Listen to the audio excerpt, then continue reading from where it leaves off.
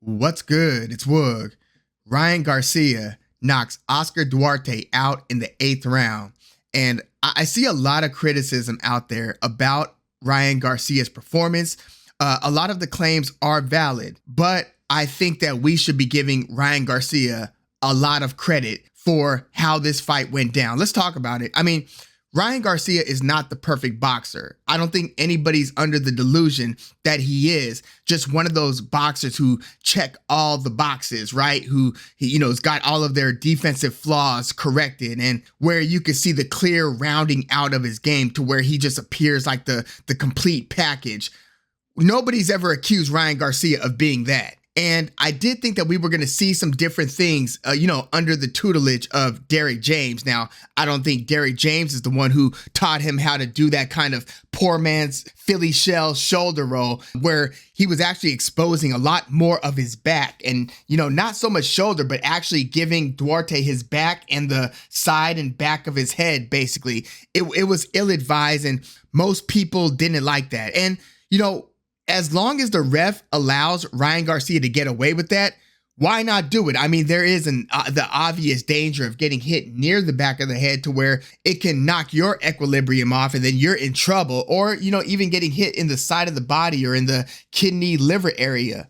There are some dangers to doing what Ryan Garcia was doing, but, as much as Oscar Duarte was being warned for hitting, throwing those looping right hands over the top and kind of hitting Garcia like over the ear near the back of the head area, and was being warned for those borderline low blows, Ryan Garcia, I felt, should have been warned for giving Oscar Duarte his back, basically taking his body out of the field of play when he couldn't any longer intelligently control range, control distance. It was like when Ryan Garcia started to lose control of that distance and range game, he resorted to that poor man's shoulder roll where you're really just exposing more of your back. And I don't know, it's almost like a boxer's way of kind of calling a timeout by saying, no, you can't hit me here, and then expecting a warning or a point taken away when the opponent lets his hands go when you're giving him your back and the back of your head. I didn't like that, and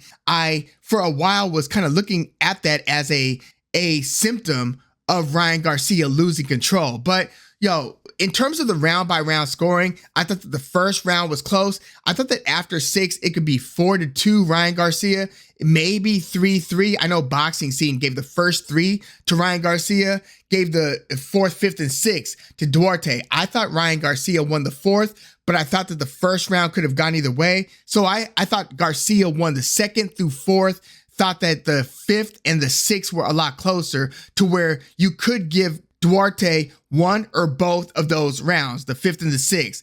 And then comes the most controversial round, I thought, was the 7th round. And it was because the second half of the 7th round saw Ryan Garcia moving all around the ring, like excessively moving, which it obviously garnered a lot of boos. And it was interesting, and maybe to be expected that the Texan crowd was mostly booing Ryan Garcia. So it's almost like, most of the crowd paid money for tickets to see Ryan Garcia lose. That was the impression I got. And we're going to talk a little bit about that 7th round, but in the beginning of the fight, Ryan Garcia was jabbing somewhat well, and he was popping Oscar Duarte in certain moments, trying to split the guard to go around the guard. So he would either try to go around the guard with the right hand, or he would try to split the guard with the right hand, but he was mostly trying to jab, and it was a fast jab. I don't know how powerful of a jab it was. I know Ryan Garcia's got a very powerful left hand, so I'm assuming there's some thump behind that jab, but then he was obviously looking for those moments to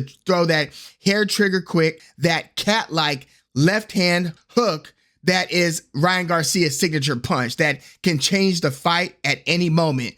Oscar Duarte's got a very hard right hand that has changed a lot of fights. So you saw the taller Ryan Garcia, and by the way, BoxRec does need to update their heights on these fighters because Ryan Garcia is not 5'8", 5'8 and a half, and Oscar Duarte is not slightly taller than Ryan Garcia. So those stats on Wikipedia and BoxRec need to be updated. Ryan Garcia looked very big in that ring, and he was big and tall and had the reach to the point where he was able to stick his jab hand out and kind of measure Oscar Duarte. Like if Duarte got a good punch or two in, which he did, even in the early rounds, he would find little moments to get a nice right hand in. He didn't land super flush with the right. It was almost like he hit Ryan Garcia at the end of his right hand, but not with the sweet part of the punch. But, you know, Duarte was finding moments, and when he would trap Ryan Garcia and Garcia would stop moving for a moment, Oscar Duarte would sometimes let his hands go to the body.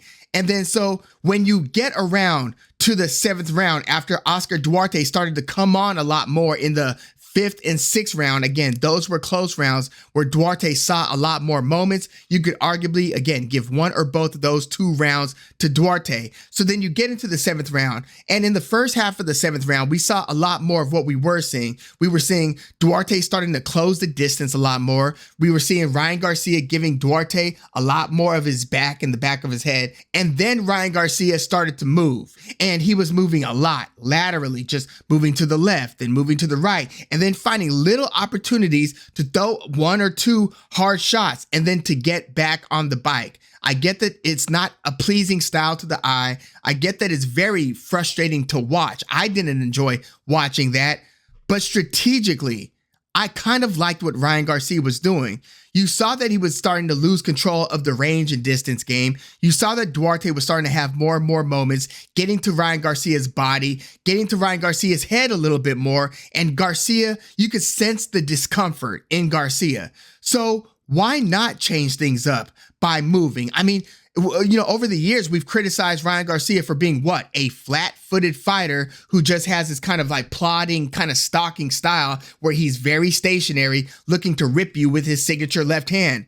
So we just saw a new wrinkle. It wasn't a perfected wrinkle, just like that shoulder roll, that Philly shell was not really the way that you see it applied effectively by Floyd Mayweather and, you know, and Floyd Mayweather's dad back in the day, Floyd Sr. And you see certain other fighters get away with it and do things that look pretty effective in moments, you know, in moments. They haven't mastered it in the way that Floyd did, but you see it applied in different ways to different effects. I remember seeing Andre Berto try it against Robert the Ghost Guerrero, but Guerrero is a left-handed fighter, so he was able to just drill Andre Berto with the straight left hands. And Berto didn't have arms or shoulders as broad as Floyd, arms as long as Floyd, and it just didn't work the same. So it's one of those like, hey kids, don't try this at home. Well, we saw Garcia trying it in live action, and I don't know. I don't know if I liked what I saw, but he was trying different things, right? So the movement, the side-to-side movement, when you've got Oscar Duarte, who clearly needs to set his feet to feel comfortable throwing some devastating or at least power punches, why not make Duarte have to use his feet and come after you and then get spooked whenever you stop to pull the trigger? So Ryan Garcia is moving and moving. Duarte's not really cutting the ring off. He's following Garcia at this point. And then he's got to worry about that stop and pop to where Duarte has to think, oh, damn, I got to cover up. Remember that. So now you're planting things in Duarte's mind, and you're forcing Duarte to move his feet to come and find you. So again, it wasn't a pleasing style to the eye, but one, it allowed Ryan Garcia to win a round. So he wins that seventh round. He's able to kind of stem Duarte's momentum, and he's giving Duarte something to think about, and he's creating opportunities to throw power punches if Duarte is caught over pursuing him or abandoning some of his defensive responsibilities while trying to chase Ryan Garcia down. So you exit the 7th round. You see Derrick James say, hey, don't move too wide. And then he reminded Garcia to go to Duarte's body. So I thought that both fighters were using punches to the body pretty effectively, but you could see that it was impacting Ryan. I thought that it was causing more discomfort to Ryan Garcia, although you did see Garcia throwing his right hand to Duarte's body. Yes, he would let that devastating left go to the body at times, but I was impressed by Garcia's right hand. He wasn't shooting the right hand up top in the way that he was against a much shorter Javier Fortuna. I didn't see that same use of the right hand, but he was letting the right hand go to the body. You start the 8th round, Garcia's moving again in the way that he was moving in the second half of that 7th round, you see Garcia stopping and popping with that left hook. He nearly caught Duarte a couple of times before he eventually hit Duarte towards the end of the 8th round, to where Duarte's legs, you could tell that they were compromised. And then Ryan Garcia started to let his hands go. And then you could really see Duarte kind of rocked and wobbled. And that was the beginning of the end. Ryan Garcia, one of the best finishers in boxing, was able to just throw a few more punches. Duarte just kind of went down. I don't know if any of those last few punches landed super flush, but Duarte's legs and balance were already gone. So Duarte hits the canvas. The ref is counting in Spanish in Duarte's face, showing him his hands, what number he's on. And Oscar Duarte basically gets up at like 9.5. He just tries to shoot up after the 9 part of the count. And he's got his hands up as he gets up, and he's kind of jumping up and kind of moving, or almost like he's kind of falling forward, like his legs still aren't totally there. And as he makes that movement, just tries to rise at the exact point of the 10 count. When the ref arrives at 10, the ref waved it off. He should have done that at 8 or 8.5. You don't wait till after the 9 to try to just jump up. And his legs, again, still weren't really under him. It wasn't a bad stoppage. He was clearly hurt. Ryan Garcia, picks up an 8th round knockout. And again, there are going to be a lot of people who say, oh, that was kind of an ugly performance. I agree. There was a great unevenness to that performance. It wasn't a great showing. That, again, it doesn't show you that Ryan Garcia has corrected some of the flaws in his game. But again, this was his first fight with Derrick James.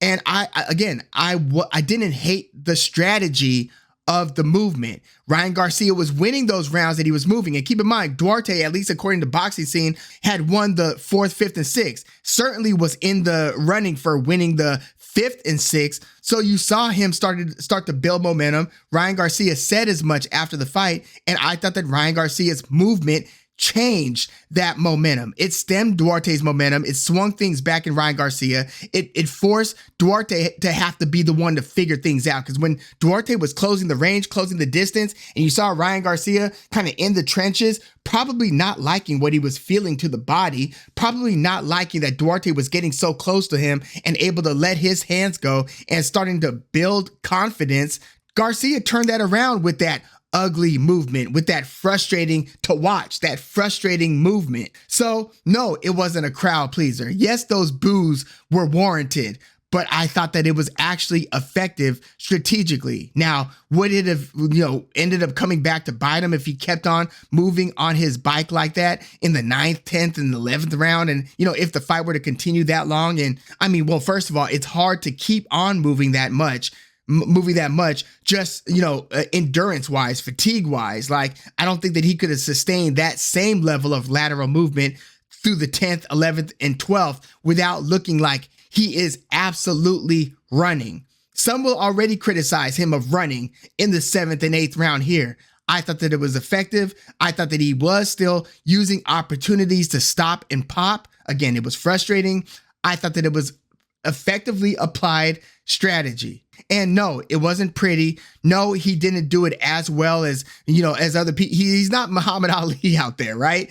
But again, he showed us a wrinkle in his game with the movement that we hadn't really seen before. So whenever we're talking about Ryan Garcia and his attributes, we can't just call him a solely flat-footed fighter anymore. We have to at least consider what he just did here in the 7th and 8th round. Whether we like that strategy or not, it is what Ryan Garcia did, and it did contribute to that moment where he caught Duarte, again, having to chase him, caught him with the left hand that changed the whole fight up, eventually led to the stoppage of Oscar Duarte and the knockout win for Ryan Garcia. So, this knockout over Oscar Duarte, I see as maybe being Garcia's second best victory under that Luke Campbell win. Even if Javier Fortuna is a bigger name than Oscar Duarte, Javier Fortuna was a champ down at 126 who was forced to fight at a catch weight above 135. It was closer to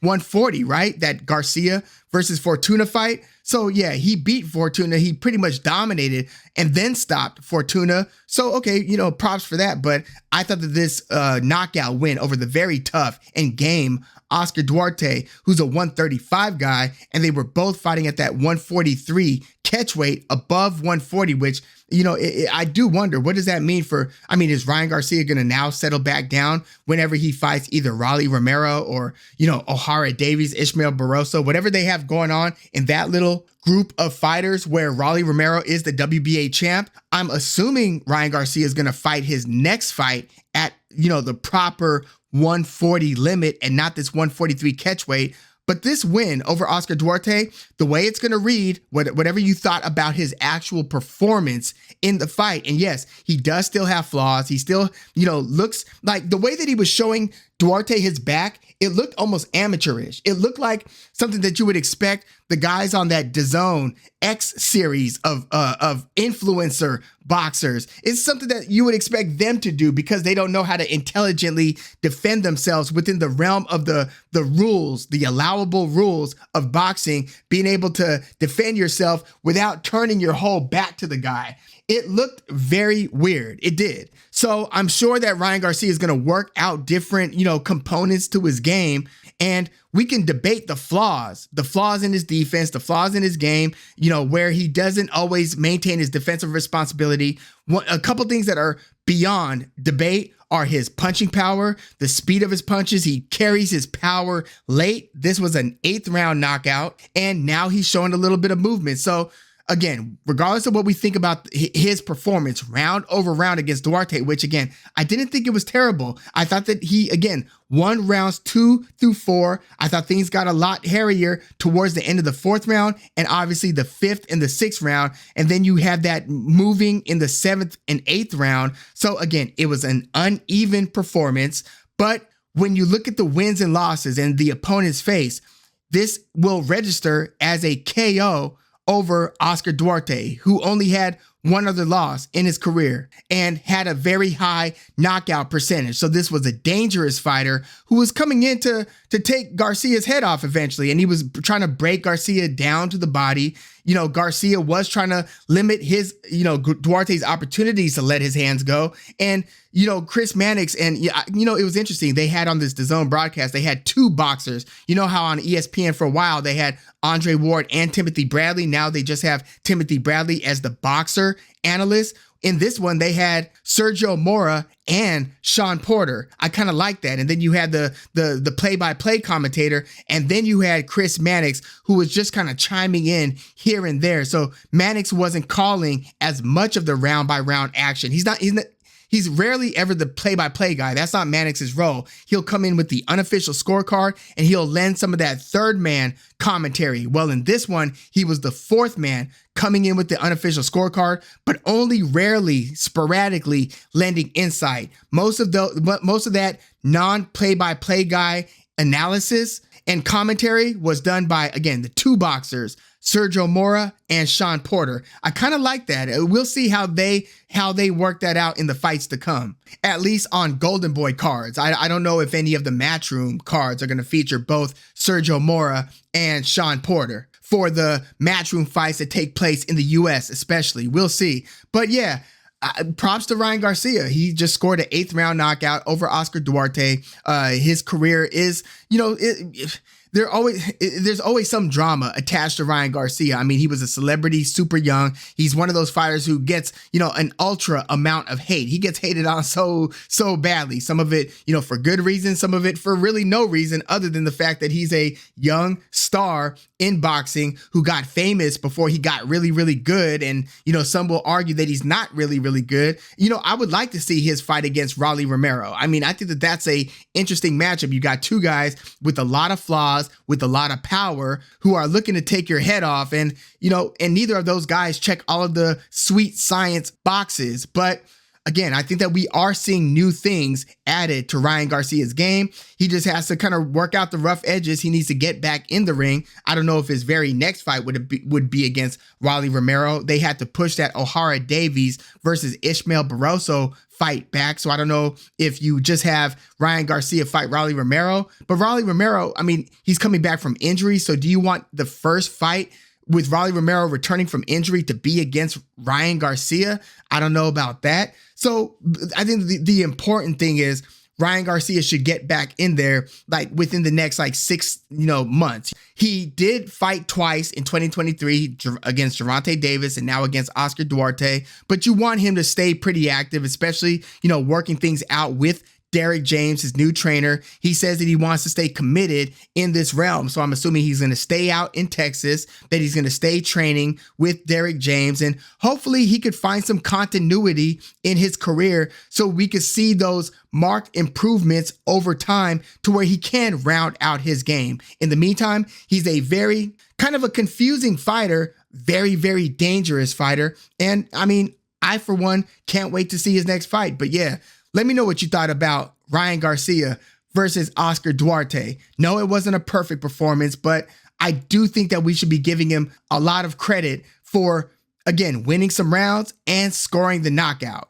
And I do think that we should reanalyze what that movement in the 7th round was. Yes, the Texan crowd was going to boo the hell out of that movement, but again, I saw that as some effective strategy. But let me know your thoughts in the comments. And how do you see the 140 division shaping up? Is Teofimo Lopez going to come back? Like, is he going to fight in the first half of 2024?